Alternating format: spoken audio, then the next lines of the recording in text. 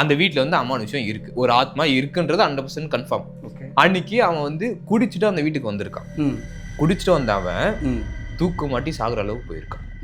Okay, இப்போ ஒரு ஆத்மா ஒரு ஏதோ ஒன்று என் உடம்புல ஏறுதுன்னா நான் இறந்துருவேன். கண்டிப்பா இறந்து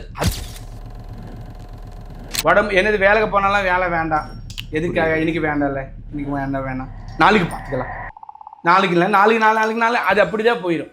ஒரு காரியம் இந்த ஒரு விஷயம் செய்யலாம்னா செய்ய முடியாது. ஒரு உயிர் விட்டு போன ஆத்மாக்கு சக்திக்கு உடம்பு தேவை. ஆமா இல்லையா?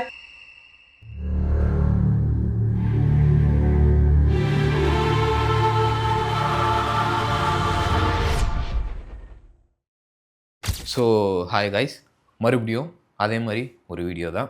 இப்போ நம்ம வந்திருக்கிறது யாருன்னு பார்த்தீங்கன்னா எஸ்ஆர் குருஜி. ஹரஹர மகாதேவ சம்போ சங்கர ஓம் காளி ஸ்ரீகாளி மகாங்காளி மகாதேவி ஓனதேவதாய நம தந்தேஸ்வராய நம ஓம் சக்தி ஆயுஷ்மான் பவா.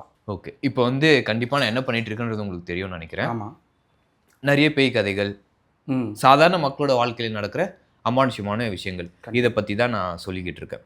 இப்போது அதில் இருக்கிற கேள்விகள், இது வந்து எல்லாருமே கேட்குற விஷயம், எல்லாருமே சொல்கிற விஷயம், எல்லாருமே இதை பற்றி தான் பேசுவாங்க. பேய் அப்படின்னாலே இதுதான் இருக்கும். ஆமாம், என்னன்னு பார்த்தீங்கன்னா, திடீர்னு யாரும் அழுகிற மாதிரி சத்தம் கேட்குது, திடீர்னு யாரும் சிரிக்கிற மாதிரி சத்தம் கேட்குது. ஒரு பேய் அழுதுட்டு உடனே சிரிக்குது, சிரிச்சிட்டு இருக்கும்போதே அழுகுது, உடனே சிரிக்குது. எதனால இது? இப்போ எதுக்காக சிரிச்சிட்டு இருக்குது, எதுக்காக அழுகிட்டு இருக்குதுன்னா, அது வந்து பேயன்னா ஒரு ஆத்மா. ஆத்மான்னு எப்படி வரும்? ஒரு மனுஷனே உடம்பு விட்டு அவங்கள இறந்து போகிறதுக்கு அப்புறம் தான் ஆத்மா மாதிரி மாறும், சக்தி மாதிரி மாறும். அந்த ஆத்மா சக்தி வந்து முதல்ல வந்து பேய் ரூபத்தில் வரும். மனுஷன் வந்து இன்னைக்கு பிறந்துட்டு உடனே வர முடியாது. பிறந்ததுக்கு நேரம் எத்தனை நாள் இருக்கும்? 9 மாதம் இருக்கும். ஆனால் இறந்து போகிறதுக்கு ஒரு 10 நிமிஷம். உடம்பு விட்டு உயிர் போகிறதுக்கு பெரிய விஷயம் கிடையாது. அந்த நேரத்தில் திடீர்னு உடம்பு விட்டு போனாலும் ஒரு மனுஷனுக்கு வேதனை இருக்கும். அந்த வேதனை எப்படி இருக்கும்னா, அவங்க குடும்பம் பற்றி, அவர் சேர் தொழில் பற்றி, அவங்க என்னென்ன விட்டுட்டு வந்திருக்காங்க, செய்ய வேண்டிய காரியங்கள் விட்டு வந்திருக்காங்க, அது மனசுக்குள்ள நினைவு வந்ததுக்கு அப்புறம் அழுகிட்டே இருக்கும். ஓகே, ஏன்னா இப்போ பேய்ன்னா அது ஒரு உயிர் தானே.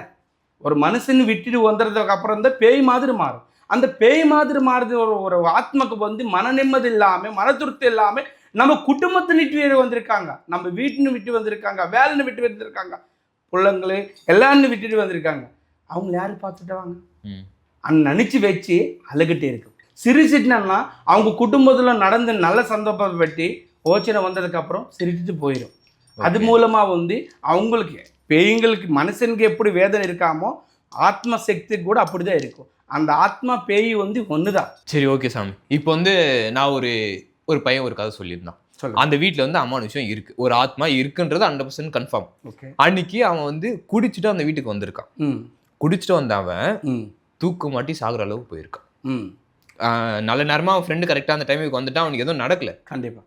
பட் போதையில் இருக்கிற ஒருத்தருடைய மைண்டை கண்ட்ரோல் பண்ணி அவனை தூக்கு போடுற அளவுக்கு அந்த பேயால செய்ய முடியுமா? கண்டிப்பாக செய்யும். அது வந்து ஒரு ஆக்கர்ஷணம், ஆசை. அதுதான் என்ன சொல்லியிருக்காங்க, ஒரு ஆசை தீர்க்க வைக்கிறதுக்காக ஒரு ரூபம் வேணும், ஒரு உடம்பு வேணும். அது வந்து ஒருத்தனை இப்படி தூக்கு மாட்டிக்க வைக்கணும் அப்படின்ற மாதிரி அதுக்கு என்ன ஆசை, ஏன் அப்படி நினைக்குது? அவங்க குடும்பத்துல நட வேண்டிய காரியங்கள்ல நடுமுல விட்டுட்டு இறந்து போயிருக்காங்களே, அது ஏதோ ஒரு ஆத்மா இறந்துருச்சு, இவன் எவனோ ஒருத்தன், இவன் எதுக்கு தூக்கு மாட்டி? அவங்களுக்கு ஒரு உடம்பு தேவையில்லை. நீங்க கேட்டது ஒரே விஷயம் தான். அங்க எங்கோ இறந்து போன ஆத்மா வந்து இவங்களும் எதுக்காக பிடிச்சிருக்குதானே. யாரு வீக்கா இருக்காங்கோ, யாரு வந்து மன நிம்மதி இல்லாம இருக்காங்கோ, போதத்தில் இருந்தாலும் போதத்தில் இல்லைனாலும் கூட வந்து, நீங்க போதத்தில் மட்டும்தான் கேட்டிருக்கு, போதத்தில் இல்லை ஐயா, போதத்தில் விட்டுனாலும் இன்னொரு ஆள் கூட வந்து வீட்டுல இருக்கிறது எல்லாத்தையும் பிடிச்சி வந்து இது பிரச்சனை பண்ணுவாங்க.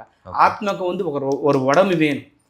இப்போ போதையில் இருந்தாலும் சரி இல்லைனாலும் சார் கண்டிப்பா வந்து கண்ட்ரோல் பண்ணிட்டு அவங்க எடுத்துறதுக்காக பார்த்துட்டு இருக்கு. அப்போ நீங்க சொல்றத வச்சு பார்க்கும்போது ஒரு மனுஷன் எவ்வளவு தெளிவா இருந்தாலும் அவன் மைண்டை கண்ட்ரோல் பண்ண முடியும். கண்டிப்பா கண்ட்ரோல் பண்ணி அவன் வந்து சாகிற அளவுக்கு தூக்கு மாட்டிக்கிற அளவுக்கு ஒரு ஆத்மானால பண்ண முடியும். எப்படி கண்ட்ரோல் பண்ண முடியும்னா, இப்போ 4 பேர் இருந்துட்டு பேசும்போது ஒரு நல்லா பேசுவாங்க, ஒரு ஆள் கெட்டதை பேசுவாங்க. ஆனா திடீர்னு கோபம் வந்துடும், சைக்கோ மாதிரி மாறும். ஆமா, எதுக்காக? அமைதியா இருந்துட்டு பேசும்போது திடீர்னு வந்து கோபம் எதுக்கு வரும்? அது சடனா ஏதோ அந்த கோபம் வர்றதுக்கு காரணமே இந்த காத்துல சுத்துறது சக்தி. ஓகே, இப்போ நல்லா பேசிட்டு இருப்போம், திடீர்னு கோபமாகும். அதுக்கு காரணமும் இதுதான் நீங்க சொல்ல வரீங்க. கண்டிப்பா.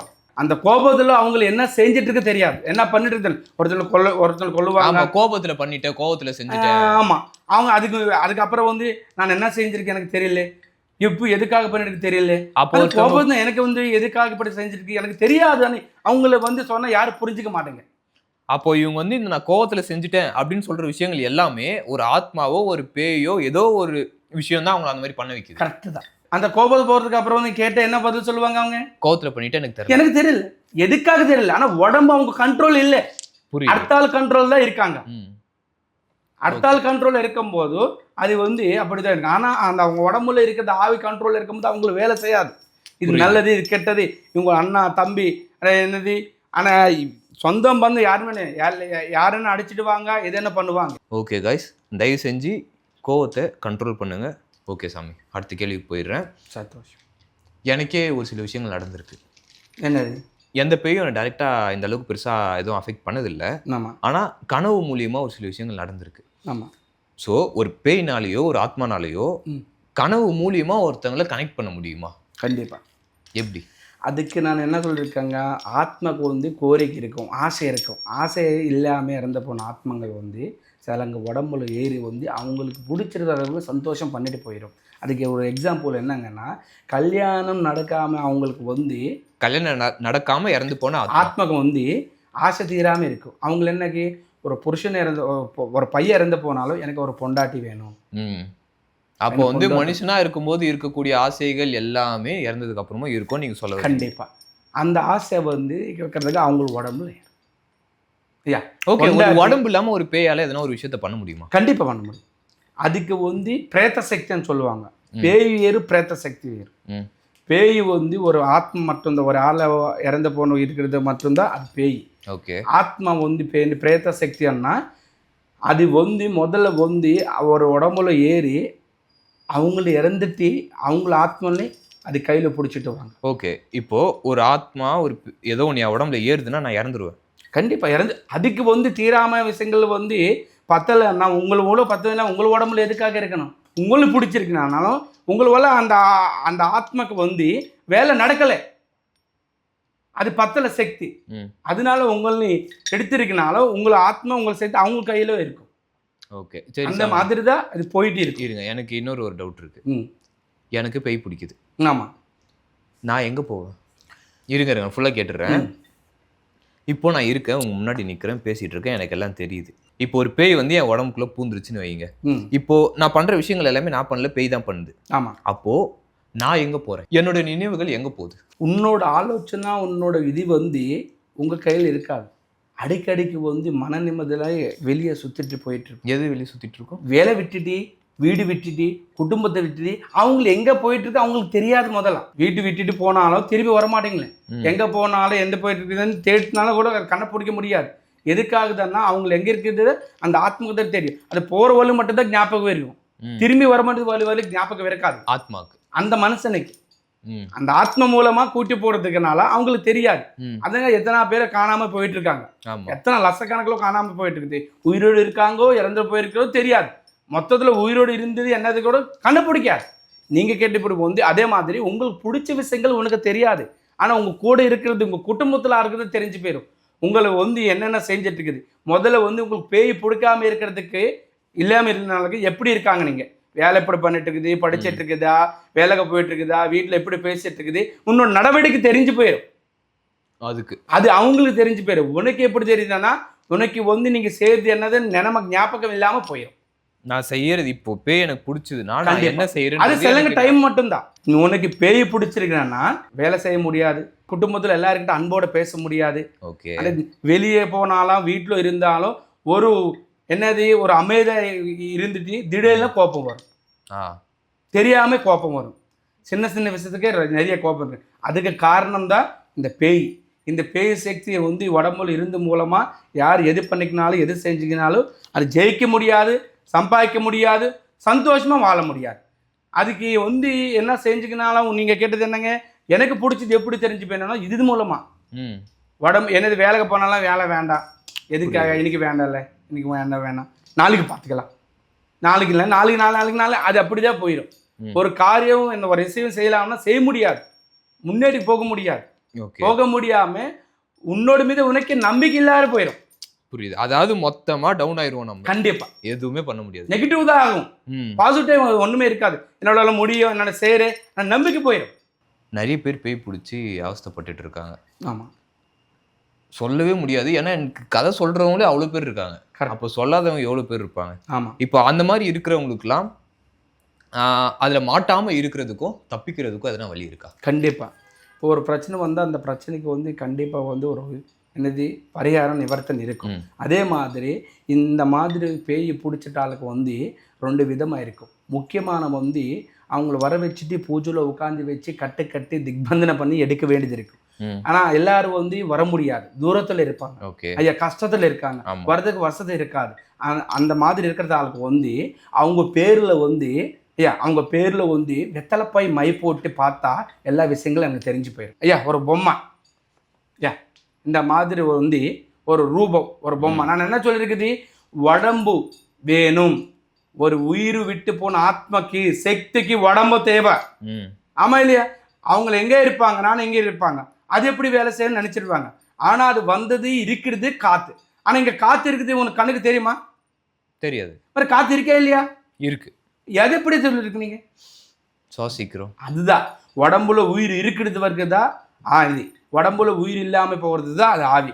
அந்த சக்தினி மந்திர திக் மூலமா, ஐயா மந்திர திக் மூலமா, அஷ்ட திக் மூலமா பஞ்சபூதங்கள் ரூபத்திலோ அந்த அவங்க மீது இருக்குது சக்தி என்ன, ஆத்மைனா பேயனா பிரிச்சாட்சி எது இருந்தாலும் இந்த மாதிரி ஒரு கருப்பு பொம்மை ரெடி செஞ்சு மஞ்சள் கயிறுத்தை கட்டி அந்த சக்தின்னு வர வைக்கிறேன். வர வச்சுட்டு வந்து அது வெளியே போகாம திரும்பி அவங்களை விட்டுட்டு இந்த பொம்மைக்குள்ள வர வச்சிருக்குது, கட்டி வச்சிருக்காங்க. அது எப்படி விட்டுட்டு என்ன ஆச்சிடும், திரும்பி அவங்ககிட்ட தான் போயிடும். கரெக்டா அது அவங்க கிட்ட தான் போகும், வேற ஒருத்தர் 100% அவங்ககிட்ட தான் போயிடும். நீங்க ஒரு ஆளுக்கிட்ட வேலை செஞ்சுட்டு இருக்குது, மறுபடியும் டெய்லி அங்கதான் போயிருங்க, இன்னொரு ஆளுக்கிட்ட போறீங்களா? அவங்க கிட்ட தான் போகும். எதுக்காகங்க? அவங்க கிட்ட தான் வேலை உனக்கு வசதி இருக்குது, வேலை கிடைச்சிருக்குது, நல்லா வருமானம் வந்துட்டு இருக்குது, சந்தோஷமா இருக்காங்க. நீ எதுக்காக விட்டுட்டு வருவாங்க? வர முடியாதுல்ல. அதே மாதிரி அந்த ஆத்மாக்கு சக்திக்கு வந்து ஆசை காட்டுவாங்க. ஆசை காட்டிட்டு வர வச்சுட்டு இந்த பொம்மைக்குள்ள அனுப்பி வச்சு வெளியே வராமல் இருக்கிறதுக்கு பார்த்துருக்காங்க. மஞ்சள் கயிறுத்தோ ஐயா மந்திரம் மூலமா திக்பனம் பண்ணி கட்டி உள்ள வச்சிருவாங்க சக்கரத்துல. அதுக்குள்ள எதனா இருக்கு, உள்ள இருக்குது சக்கரத்துல உள்ள வச்சு கட்டி மறுபடி வெளியே வராம இருக்கிறதுக்கு 6 பக்கம் 6 ஆணை அடிச்சு கட்ட வேண்டியது இருக்கு. இந்த ஆணி மூலமா வந்து அந்த திக்பந்தன மூலமா வந்து அது அந்த சக்தி வெளியே வராது. இப்போ உண்மையாவே இதுக்குள்ள ஒரு ஆத்மா இருக்குது ஐயா. அது நான் இப்படி என்ன சொல்லியிருக்காங்க, இப்போ காத்து இருக்கா இல்லைங்க? இருக்கு. எப்படிங்க? அதே மாதிரி இதுக்குள்ள ஆத்ம சக்தி இருக்குது. அந்த சக்தி வந்து எல்லாத்துக்கும் கண்ணுக்கு தெரியாது. ஆனா உனக்கு எப்படி தெரியும் சுவாமி சொல்லுங்க? அதுதான் ஞான சக்தி, தபோ சக்தி, மந்திர சக்தி. அது நம்மளுக்கு கண்ணுக்கு தெரியாம உனக்கு எப்படி தான்? அது நான் என்ன சொல்றேன், மந்திர சக்தி. இப்போ எக்ஸாம்பிள் என்னங்கன்னா, இப்போ ஒரு கிளாஸ்ல 10 பேர் வந்து பசங்களை படிச்சுட்டு இருக்குது. டீச்சர் வந்து எல்லாத்துக்கும் ஒரே மாதிரி சொல்லியிருக்காங்க. லெசன்ஸ் சப்ஜெக்ட் வந்து எல்லாருக்கும் ஒரே மாதிரி தான் சொல்லுவாங்களே. ஆனா எல்லாருக்கும் 10 பேருக்கு வேலை கிடைக்குமா? கிடைக்காது. எதுக்குங்க? யார் நல்லா படிச்சிருக்காங்களோ அவங்களுக்கு தான் வேலை கிடைக்கும். எதுக்காக? எல்லாருக்கும் ஒரே ஆள் தான் சொல்லிட்டு இருக்காங்களே மர. எல்லாரும் என்னது அப்படிதான் நல்லா படிச்சிருக்கணும். கரெக்ட். ஆனா படிக்கிறவங்க இதுக்கு வந்து தனியா இது இருக்கும் ஐயா. இது வந்து எடுக்கிறதுக்கு சும்மா உட்காந்துட்டு செஞ்சுட்டு ஆகாது.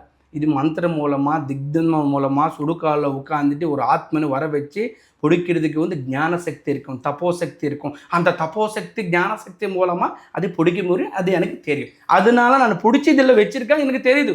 ஓகே கைஸ், கண்டிப்பா இந்த வீடியோவும் நீங்க வந்து தெரிஞ்சுக்காத ஏதோ ஒரு விஷயத்த தெரிஞ்சிருப்பீங்க. உங்களுக்கு இருந்த சில சந்தேகங்கள் போயிருக்கலாம். இதுக்கப்புறம் உங்களுக்கு வேற என்னென்ன கேள்விகள் தோணுது அப்படின்றத மறக்காம இந்த வீடியோ கீழே கமெண்ட் பண்ணுங்க. நெக்ஸ்ட் டைம் இந்த மாதிரி ஒரு இன்டர்வியூல நீங்க கேட்ட எல்லா கேள்விகளையும் கண்டிப்பாக நான் யாரை மீட் பண்ணுறேனோ அவங்ககிட்ட கேட்குறேன். ஓகே கைஸ், பார்ப்போம். பாய்.